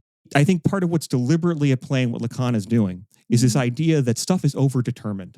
There are too many meanings. Yeah, well, I mean, and I think that's what I would want to say is the way that I hear what you're doing here is in some ways like we're overcorrecting for the difficulty of Lacan. And that's a deliberate choice. But I think the point, if I'm hearing you correctly, that you're making, Patrick, is that can be generative in a certain way, especially in a tradition that values wordplay and free association. And that understand some of those things as fundamentally idiosyncratic. I also wanted to say, I actually did have to make my own translation of this essay when I was in graduate school, which was much, much worse than Bruce Fink's. Much, much worse. But I found it, and I will say this as somebody, like my French is fine. Patrick's French is much better than mine. But I did for several semesters this like philosophical text and translation workshop, which was probably the best thing that I did in graduate school. And you know, one time we had to translate. And I'm bringing this up not because like my pathetic history of translating is especially interesting, but because two of these things we're going to talk about the second that we get into paragraph 1 of this essay, where Lacan is going to set up what he's doing in opposition to Descartes. Is I had to spend a whole semester translating Descartes' discourse on the method. And then I, at some point, had translated this essay. And I learned that Descartes' French was much like kind of messier than I expected from the English translation. I mean, it's beautiful, but you expect it to be sort of like more declarative, like more like Hemingway-y than it actually is. And then reading and translating this, I remember feeling like, oh, some of this is actually much clearer. Yeah. And again, not because I have such beautiful French. I truly do not. But simply because there are some phrases that, like there's a part where he talks about the corps morcelé, like the kind of body in pieces, the fragmented body. And, in some ways it's a lot easier to think about that. That's pretty concrete. Yeah. As opposed to just like this sort of abstract idea of fragmentation. So with all that in mind, right, we have the English title, The Mirror Stage is Formative of the I Function as Revealed in Psychoanalytic Experience. Right. And then we have the French title, Le stade du miroir comme formateur de la fonction de jeu telle qu'elle est nue et révélée dans l'expérience psychanalytique. Okay, so there's a lot there. I think it's significant that je is capitalized, which is I, which would normally not be capitalized. I should say that this whole title is not in caps, right? The way that it would be in an English essay. So it's distinctive. So the I that Bruce Fink is translating as like in italics is here capitalized, right? There's something that is strange or distinctive or idiosyncratic going on with how Lacan is using je, okay? And the other thing I want to point out is, I think our first play on words is le stade du miroir, we generally translate this essay as just the mirror stage. Like that's what people say. It's like, oh, Lacan's mirror stage. And people are like, oh, okay, you know, that's kind of like it's pretty straightforward. Yeah, it's pretty straightforward. But Stade is also stadium, and that's going to be important later on. I don't know. I mean, or arena. Yeah. Right. So let's just hold that in your that is useful mind. Yeah. Also. So already the other is introduce it. Yeah. There's so much. We're going to talk a lot more about that in a second when we get to sort of the drama. Yeah. But yeah, stage has in English captures maybe 3 of the 5 different possible meanings that are in the French. Nice. The other thing that's happening in the French too, which I think is interesting and bears on that question of like, well, who is Lacan writing for? And also what's the nature of Lacan's gestures, right? Mm-hmm. Is this tel qu'elle nous est révélée dans l'expérience psychanalytique, right? It's not as revealed in the psychoanalytic experience. Right. It's frank. It's insofar as, or as it is revealed to us in the psychoanalytic experience. Yeah, So us is obscured in the translation. So already there's like he's speaking in a collective way. And he's speaking on, we could be like, well, one, he's speaking on behalf not just of clinical psychoanalysts, but people who are in any way involved with psychoanalytic experience. But also, too, and this is a classic Lacanian kind of gambit, and it's classically Freudian, too, in some ways, is he does a lot of gestures that are like, as we all remember, as we may agree, as we've all perfectly understood. Yeah. And these gestures are, you know, they're cheeky, right? On the one hand, you're like, oh, we all understand all this, right? So we're all together, and you sort of identify with him. But also, if you... It's like you saying right. Yeah, I don't mean to do that. People hear, when I'm saying I'm right, just I'm like, laughing am I making sense? Remember like, when my mom was like, Patrick should stop saying right, because I don't always agree with it. Right. But it's exactly that sort of gesture. It's like, as we all know, and like you take out your pen and you're like, do we though? Do we all know? Do we all agree? What's a little bit different here with Lacan, right, is for me, this is an insecurity gesture, being like, am I being clear? Well, right. For Lacan, it's a grandiose gesture. Well, for Lacan, it's a grandiose gesture that also could be, and this is a key thing, it puts you in a position of, even as it articulates we all understand these things, I can guarantee you there are lots of people in the audience that are like, I wasn't there in 36, or like, what are you talking about, right? Freud has a beginning of these, one of his most famous books, in Beyond the Pleasure Principle, begins with a sentence that basically does the same thing. Abby, you got it memorized, lay it on us. Well, yeah. Well, now that you said it, in the theory of psychoanalysis, we have no hesitation in assuming that the course of mental events is automatically regulated by the pleasure principle. Patrick knows that I know that because I took an entire class once where we just read that sentence. Yeah. You know, we could talk about that for a long time. I certainly did for a semester. But that sort of, we have no hesitation. It's a moment of, one, interpolating you into the we, and two, insofar as mentioning that we have no hesitation, introducing the very idea of hesitating. Yep. And that, therefore, some of those we's might be caught in the act of hesitation. Right. So, so it's interesting. It interpolates you all of these sort of like, of course, as we know, or we were here. And it's like, what is it, 13 years ago? Like, of course, that's not the case.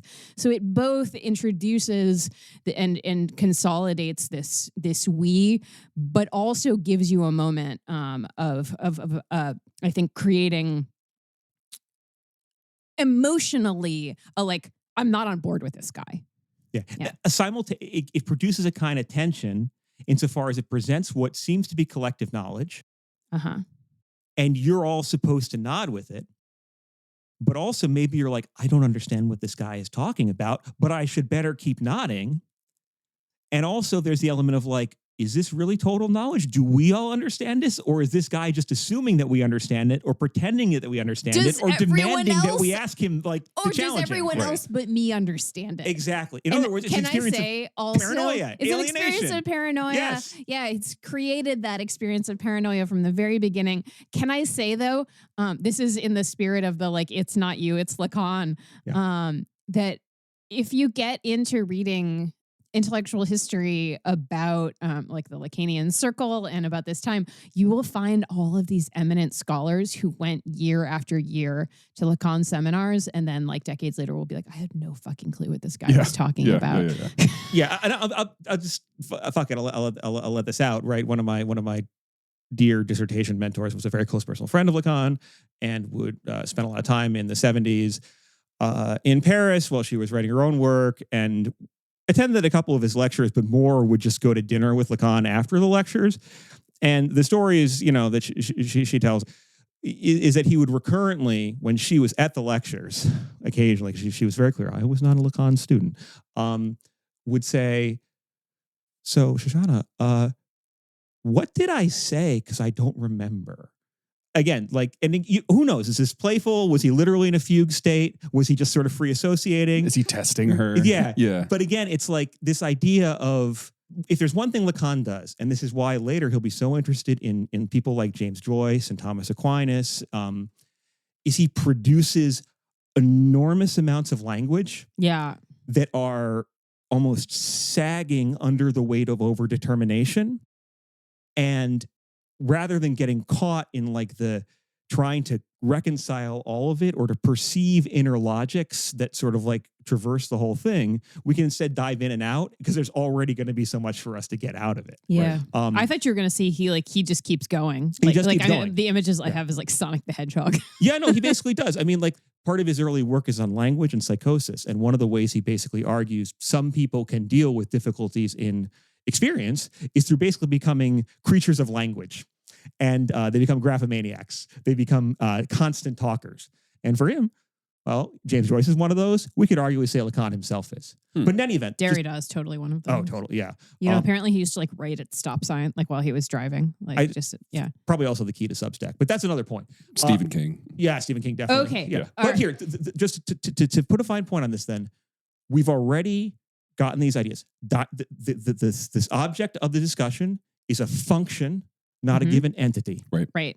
The field in which that function is being revealed phenomenologically is not necessarily the clinical consulting room, but bears some relation to a broader psychoanalytic experience that may include the consulting room, but also includes other disciplinary ways of thinking about phenomena. Mm-hmm. And 3, we are in a position now of kind of difficult or anxious knowledge vis-a-vis our collective participation as an audience in relation to Lacan, the person telling us all this. Right. So that's all what I wanted to hit, and then we can dive right now into the first graph. Okay. And so diving into the first graph, he starts out by saying basically, I already introduced this conception 13 years ago, and it's basically been accepted, but I'm going to revisit it, especially because it brings to light certain aspects of this I function.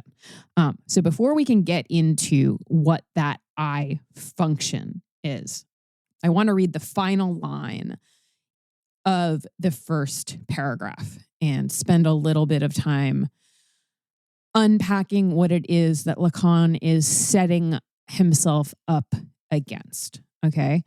He says it should be noted that we are going to stop reading everything in both French and English at this point. Okay, we're just going to go to English. It should be noted that this experience, the experience that psychoanalysis gives us of the I function, it should be noted that this experience sets us at odds with any philosophy directly stemming from the cogito. All right, so the cogito is a reference to René Descartes. If you know one thing about Descartes, it is, right, I think, therefore I am, although if you do read, that's the Latin version. If you read the French version in the Discourse on the Method, it's je pense donc je suis. So more accurately, I am thinking, I mean, it goes both ways, but the present progressive is pretty important here. I am thinking, therefore I exist, or therefore I am existing. We could, but I promise will not do too much on Descartes here. The purpose of bringing this up and unpacking it a little bit is to say that what Lacan is up to with this notion of the I as a function is diametrically opposed to the idea that the I is a thing of which one can possess total, transparent self-certainty. Okay? So very, very quick philosophical sidebar.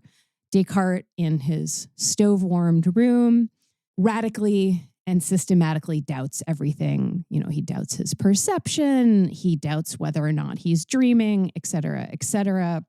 Finally, he lands upon criteria, which are clarity and distinctness, for building up that which he can trust.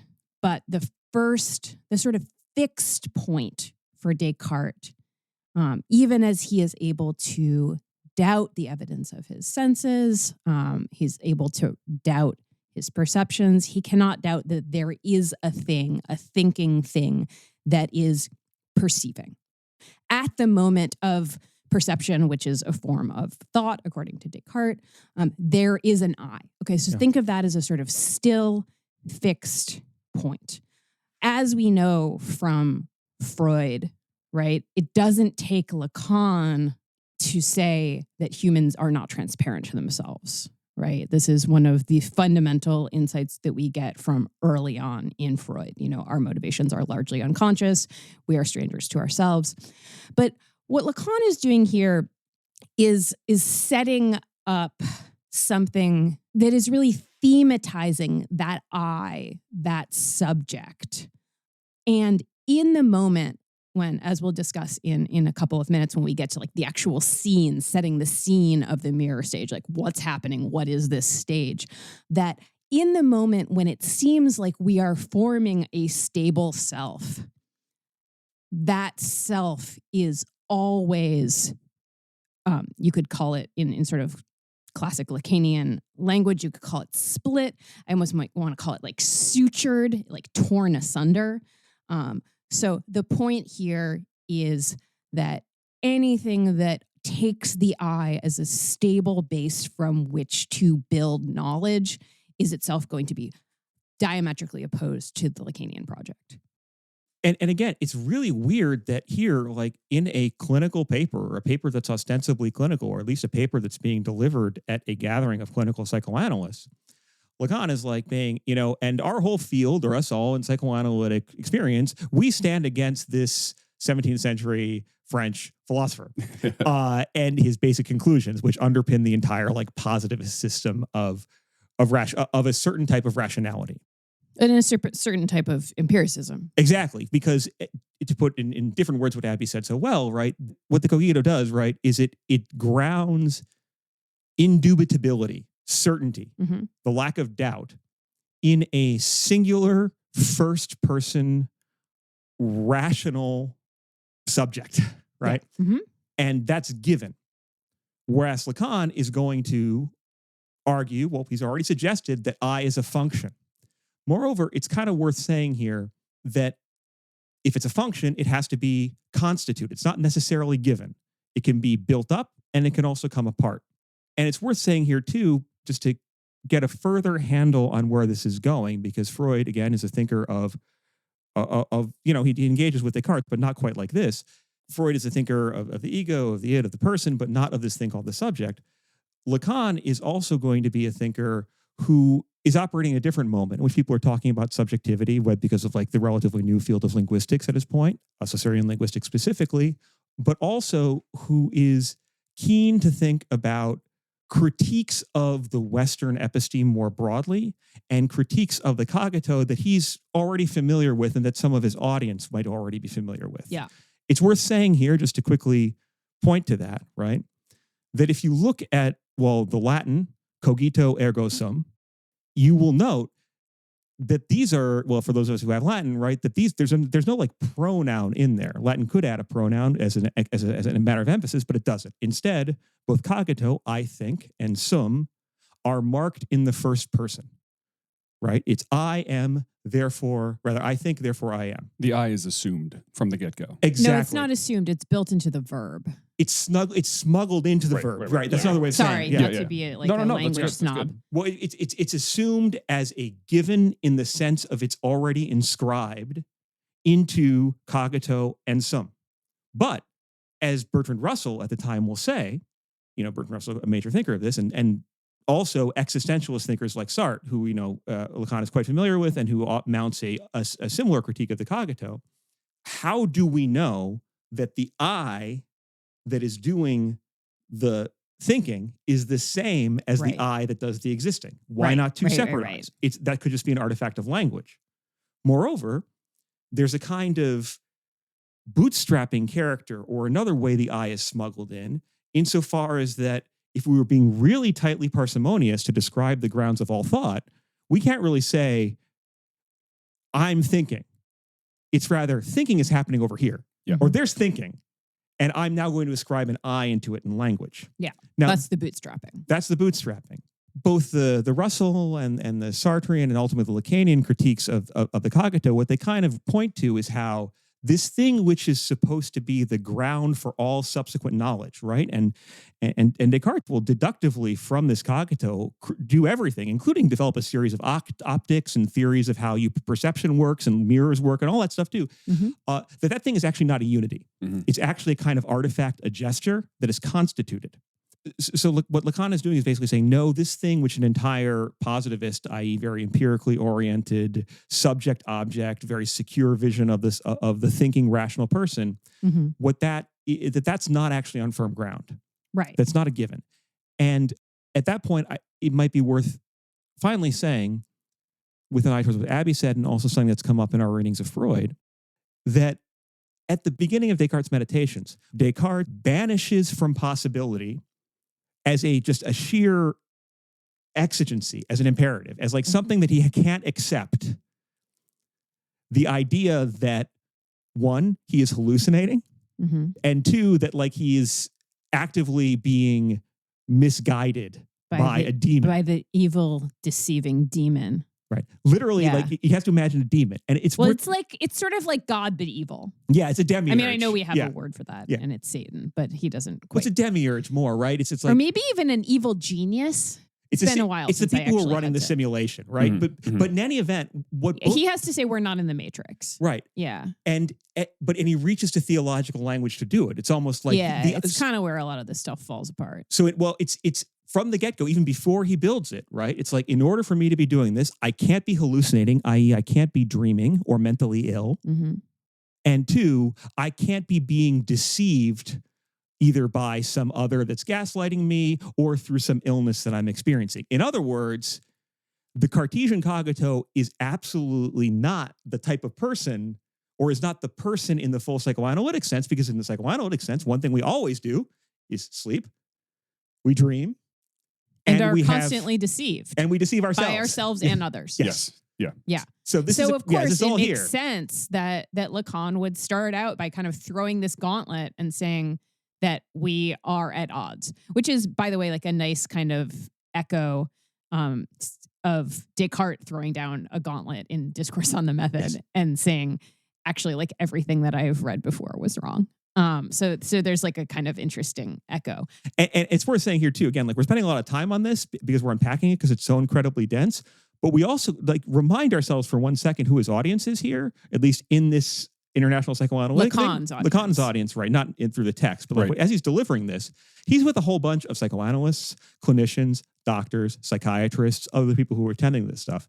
And like, look, sure, some of them were super smart, some of them were super erudite, and even some of the French, probably the last time they ever looked at Descartes was in their lycée high school years. Yeah. Right. So this whole beginning where he's like, and now I'm going to assume that we all understand both what the cogito is and these various critiques of it that I'm going to implicitly allude to. And now we can talk, and that's all what's under the umbrella of psychoanalysis. There are people in the audience that are like, what? It's in one sentence too. Yeah. He doesn't actually even say Descartes. He just says the cogito. And so people would have to pretend to go along with this or like break out their old high school journals or something. But in any event, it's a weird way to begin. And then where it goes is even weirder. Namely, right after that, he's like, okay, now let's talk about babies. Well, it's weird insofar, and maybe I'm repeating too much, but I actually don't think that's like really possible in this case. But it creates the possibility of a paranoiac reaction, right? Everyone else understands, and I don't. I had two thoughts. One, spending all this time breaking down his relationship to Descartes in a single reference to like one sentence feels like a great example of what he does to Freud and the way he takes radical ideas and further radicalizes them, like reads more out of them than even the original person thought. And the other thing was, I kept thinking, I know Lacan is the subject supposed to know guy. Is that what he's doing? Is he recognizes himself as the subject supposed to know in these seminars.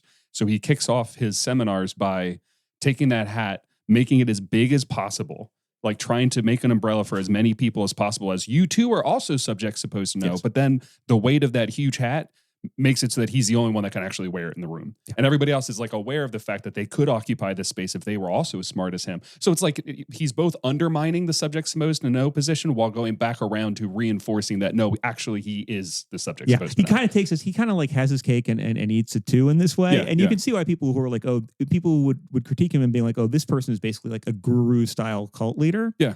I get a lot of that out of Lacan though. I do. Yeah. And I think that's fair. It is this way in which like he's hyper attenuating our relationship to knowledge and the way in which knowledge is never just an abstract thing. It's always related to people who teach us things, to texts we encounter in particular times in our lives. And a lot of what we take to be the given terms of knowledge, like the basic building block ingredients of our systems of thought, are in fact what can in many cases, as is the case with the cogito, be surprisingly untested or rest on elements that are not actually rigorously arrived at nor empirically given, but are instead kind of held together through gestures of language. So let's get into the setting the scene of the mirror stage itself. Because as Patrick said, now there's going to be babies. And this is one of the few times where for Lacan, we're talking about a particular developmental stage. Okay, so he's talking about babies, if you're picturing this in your head, somewhere between like 6 and 18 months. So I'm going to read the paragraph. This is coming right after that bit about the cogito. Some of you may recall the behavioral characteristic I begin with that is explained by a fact of comparative psychology. The human child, at an age when he is for a short while, but for a while nevertheless, outdone by the chimpanzee in instrumental intelligence, can already recognize his own image as such in a mirror. This recognition is indicated by the illuminative mimicry of the Aha-Erlebnis, which Kohler considers to express situational apperception, an essential moment in the act of intelligence. Erlebnis is experience, and I think that's just the aha experience. Yeah. Like you look in the mirror, aha. Okay. Yeah, it's the baby going, eat me. Like it's light bulb. It's that moment of like that was like such a good voice of like the baby from Dinosaurs. Oh yeah. Yeah, not the mom. Not the mom.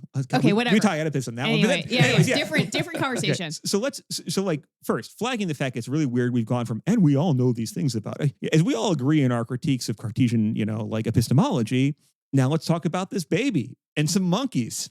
And it's looking in the mirror. And it's looking in the mirror, right? So I really want to unpack this very shortly, or rather very tightly, right? So it's taken as given that there's a fact of comparative psychology. We have the human child. And what's the deal with this human child in comparison to this chimpanzee?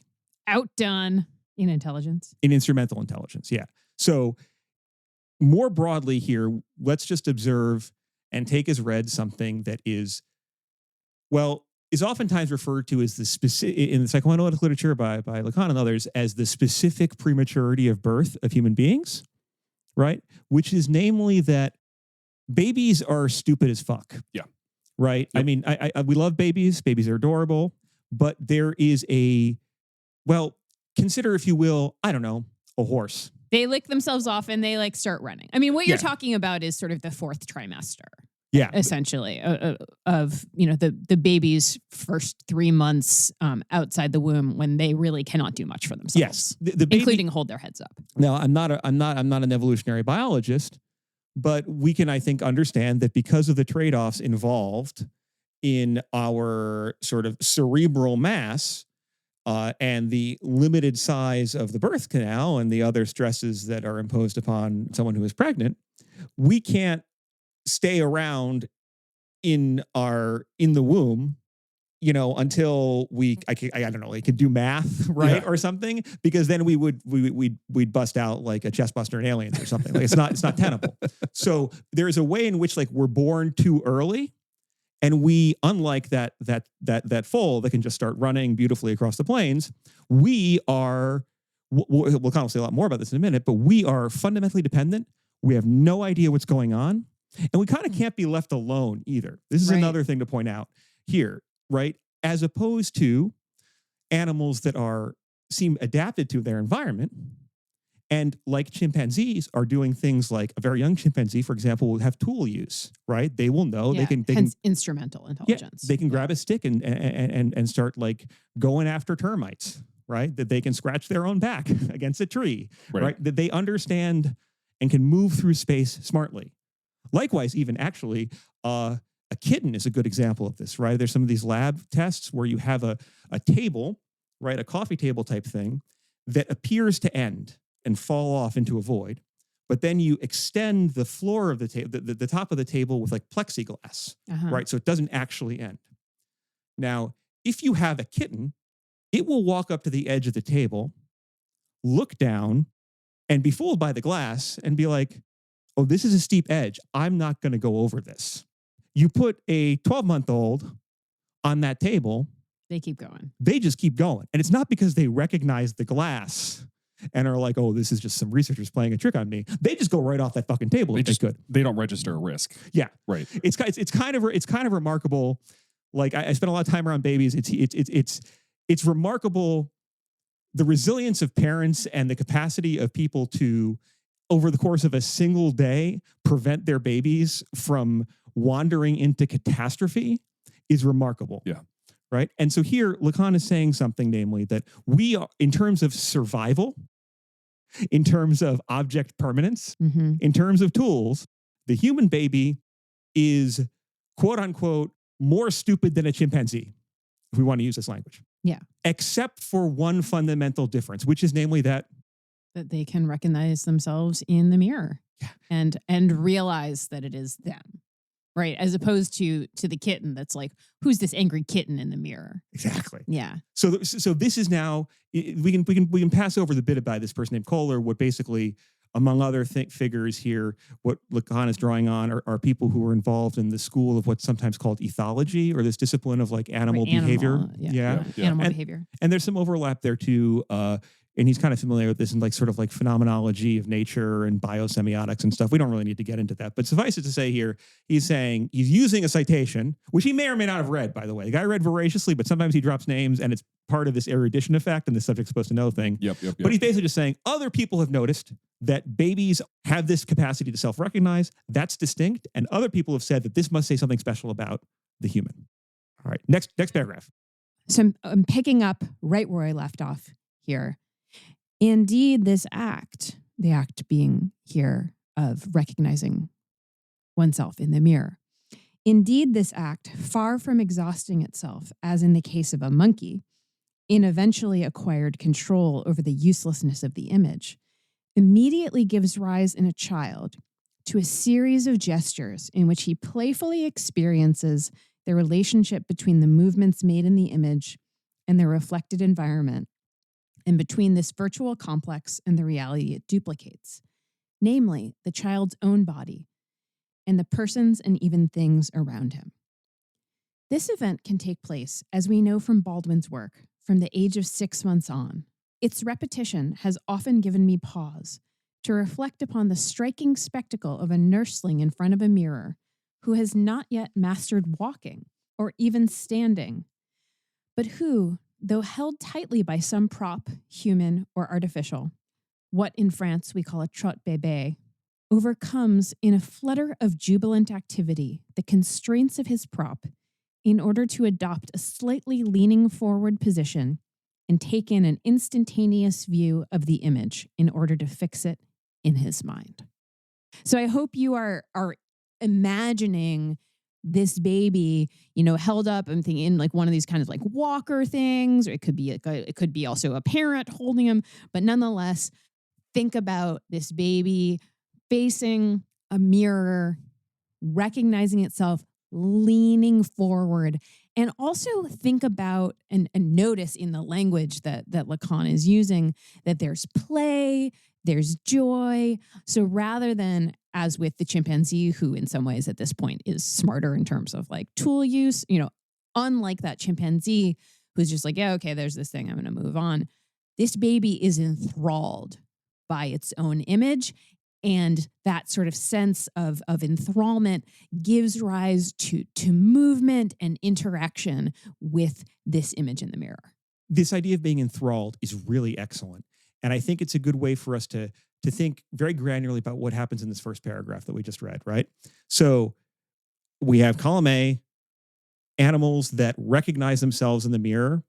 There is actually a mirror recognition test that you can run on various things. I should say, just for the record, and maybe I should have said this earlier, we're reading this scene about the baby as kind of like a parable or a drama, which is licensed by some other stuff we'll get into, but more just to think about this as a scene on its own terms before trying to get too granular about, well, is this or is this not scientifically validated? I should say, there's some great apes that actually do recognize themselves. There's some that don't, et cetera. The point here isn't necessarily the developmental precise accuracy of what's going on. We can talk about that later, but first we need to get these themes down, this idea of enthrallment. Yeah, I mean, I think in some ways it's helpful to read this with as like only slightly less like mythical than some classic, the idea of like the state of nature in social contract theory, right? It's a founding kind of myth. It may or in this case it has more basis in actual organic observable reality, but we're not reading him as particularly as a developmental psychologist. We're reading this in a whole host of ways that are focused on like what right now is happening in this scene. In other words, we're not just reading this scene as illustrative of a quote unquote stage or stade in the French sense as like a developmental level, right? But we're also reading it as a kind of existential drama. Yes. Right. Which is warranted because the other meaning of stade can also mean like a theater, right? The Globe Theater or something. Something is being portrayed for us, dramatized for us. It is a drama in that sense. Absolutely. Like Freud's primal horde. Exactly. And in this way, the mirror stage is the scene of the baby in the mirror stage is one of those classic images of psychoanalysis, like, I don't know, the baby at the breast incline or the child in the crib in the Fort Da, in Beyond the Pleasure Principle, tossing out the toy, etc. This is an icon that does work. Right. And with that in mind, then, column A, we've got animals that when they look in the mirror, what they see is useless. The uselessness of the image. The image is useless to them. When a chimpanzee in this account looks in the mirror, first it goes, is that another chimp? Does it want to fight me, fuck me, take my food? What? No, okay. It's like, no, that's just me. Okay, I'm moving on. It doesn't matter. It is useless to that. Mm-hmm. However, for the child is, as Abby says, enthralled. It doesn't immediately go, okay, this isn't another baby. This baby doesn't want anything from me. It's just me. That's a nifty thing. And then it goes on to, I don't know, like stick its fingers in a socket or whatever babies do. We've already established they're self-destruction machines. The point, though, is that this child lingers with the image. Mm-hmm. And so here we seem to be suggested that whereas the image was useless for the animal, it has a use or a function, so to speak, for the child. It catalyzes something. It gives the child something. So just to repeat this here, and we had the line here where, he evokes another study, another scholar, Baldwin, we pass over that too. And also we have the dubious sequence of Lacan saying that he's observed lots of other babies. And I given biographically what we know about Lacan as a father, I find this a little bit doubtful. But besides that, right, let's just sort of ask. Imagine asking Lacan to babysit. Oh my God. Sorry, go on. We're already starting to get a sense of, well, the baby's reaction first, right? The baby's reaction, what is it? It's yeah. And it's also me. It's pleasure, right? It's play also specifically. It's not just pleasure as a sensation.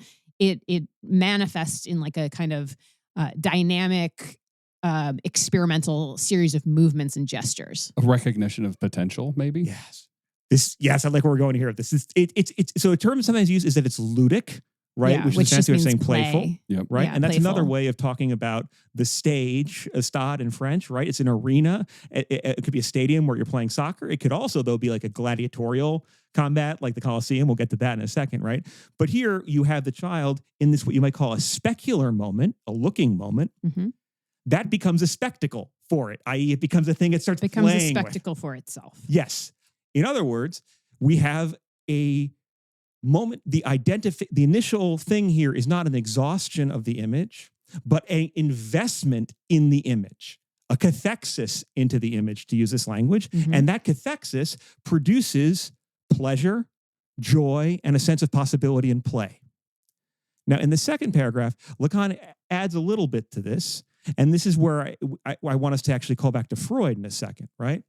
But as Abby says, this child is not necessarily walking or crawling. They're in that, like, what do you call those things? The, like, toddler holder thing. Yeah. Trotte bébé. Trotte bébé, yeah. According to Lacan. I don't know what we call them. None of us have kids. Well, I don't think I had one of these as a kid. I don't know if they're still FDA legal. It's like, those things where it's like you pick up a baby that can't walk, and then there's like a... Yeah, they still have those. Like the wheeled they ring. kind of bounce in them. Yeah. But they can also move in it. Yeah. I think they still have those. Okay. One of my nieces has one. I don't know. Where like the baby is sort of suspended. Yeah. Yes. And here it's worth Because saying... they can't walk. They just bounce. Yeah, they bounce. They vibe So while bouncing.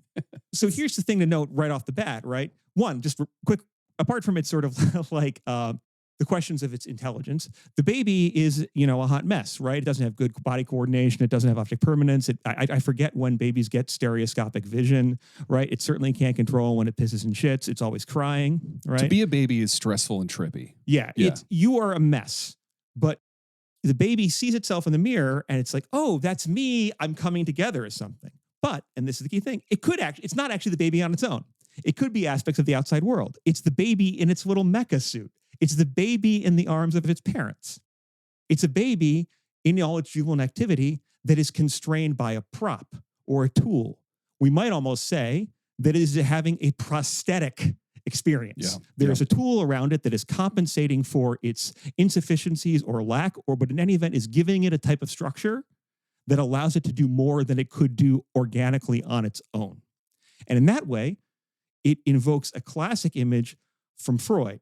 Yeah, no, I mean, it's there's that part, Patrick, you and I both quote this all the time from late Freud, from Civilization and Its Discontents, where Freud is talking about what, like the question concerning technology, I guess, to borrow Heidegger's phrasing by accident.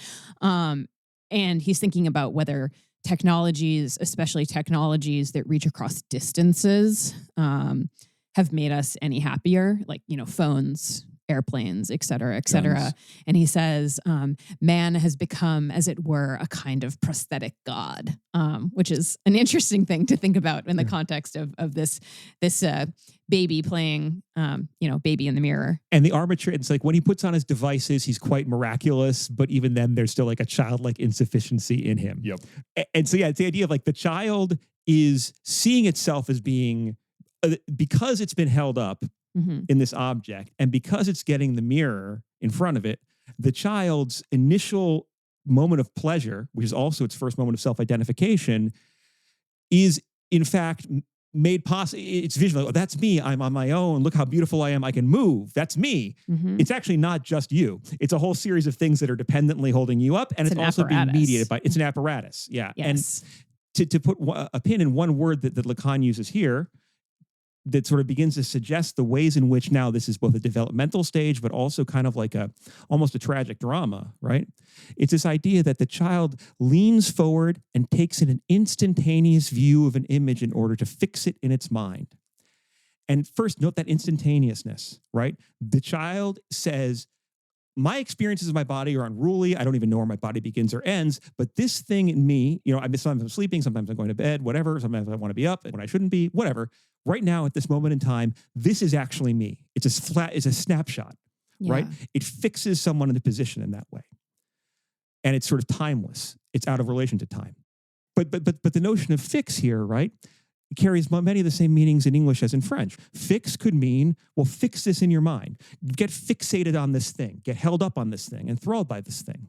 Fix can also mean correct something. Something's broken, thus you have to fix it.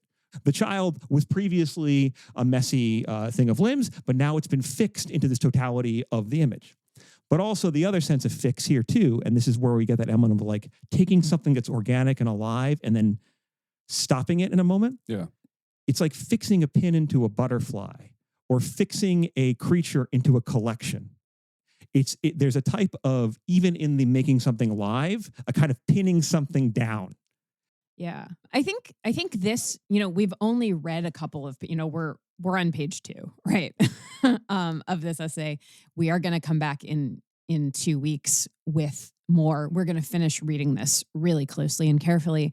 But I think this is a nice moment to kind of leave our listeners with this sort of, joyousness and play and gestures and like the ludic, right? Like you said, Patrick, because it's about to get really dark.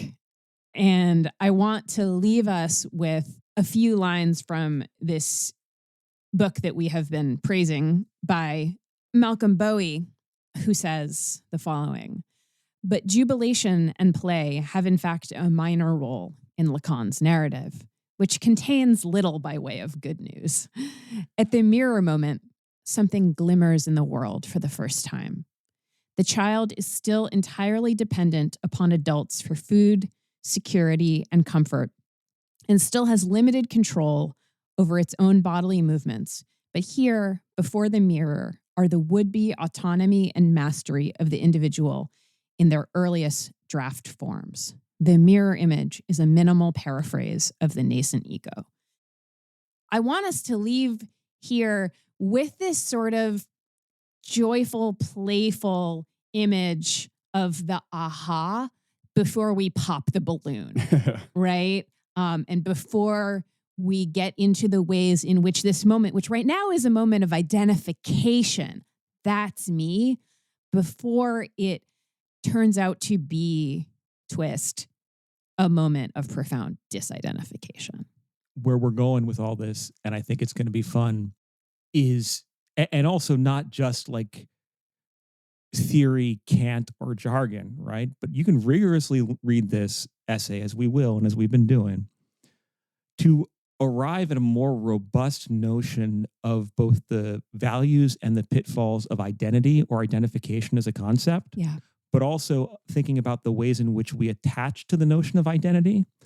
The notion of identity and identification is not simply a given like the Cartesian cogito, or right, the operations of the Cartesian cogito, but is instead a dynamic process, and a process that we might want to, through the apparatus of what's called psychoanalytic therapy, but also through psychoanalytic thinking, kind of denature ourselves or reconfigure differently. And so we're going to wind up playing with this drama in all its beauty and its tragedy, going through this text and hopefully arriving at something pretty cool whereby you'll be able to see how identification can coexist with alienation. Yeah, yeah. And how the desire for recognition or the desire to be identified or to identify yourself can, on the one hand, be valid and essential and major building blocks for our lives and for political movements too, but also involves some sort of relationship to time, to change, and ultimately to misrecognition. Yeah, I was going to say to loss and to lack. Yeah. That is not, again, given or eternal like the Cartesian ego, but is instead a dynamic, we might even say dialectical process, function, and drama.